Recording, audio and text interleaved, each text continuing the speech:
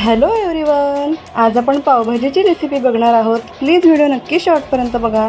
इथे मी काही भाज्या चिरून घेतलेल्या आहेत, जसे की 1 वाटी फ्लावर, 1 वाटी पानकोबी आणि 3 बटाटे आणि एक स्मॉल साईजचं बीट चिरून घेतलेलं आहे। आता या सर्व भाज्या आपल्याला कुकरमध्ये छान 5 ते 6 शिट्ट्या होईपर्यंत मऊसर शिजवून घ्यायची आहे। आता मिक्सरच्या भांड्यामध्ये 2 मीडियम साईजचे टोमॅटो, 4-5 लसूण पाकळ्या आणि अद्रक बारीक करून घ्यायचं आहे।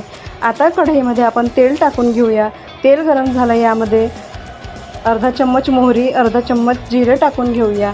आता इथे मी एक मोठ्या साईजचा बारीक चिरून कांदा घालून घेतलेला आहे। आता यामध्ये मोठ्या साईजची बारीक चिरलेली ढोबळी मिरची घालायची आहे। आता हे सगळं एकत्र करून यामध्ये आपण टोमॅटोची प्युरी घालून घेऊया।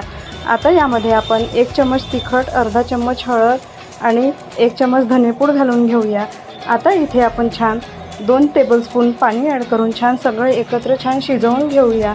बघा, मी इथे शिजवून घेतलेलं आहे। आता यामध्ये आपण सर्व आपल्या शिजलेल्या भाज्या टाकून घेऊया।